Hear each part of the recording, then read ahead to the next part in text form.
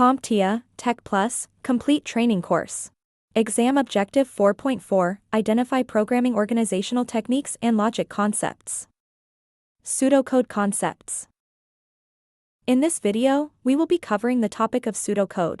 Pseudocode is a simplified and human-readable representation of a computer program's logic and algorithm, expressed in natural language or basic code-like syntax. Using pseudocode helps programmers outline and plan the steps a program should take without focusing on specific programming language details.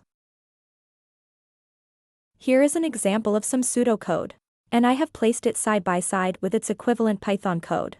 The pseudocode on the left is just a plain language description of the steps in an algorithm. It uses structural conventions of a normal programming language, but is intended for human reading rather than machine reading. With pseudocode, being precise is not as important as getting your code organized. This is very similar to the pre-writing phase of the writing process. The pseudocode is just your rough draft of the program logic.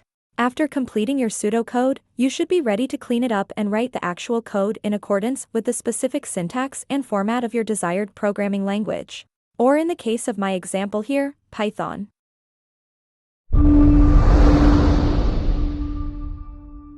Thank you for watching. Subscribe for more great content.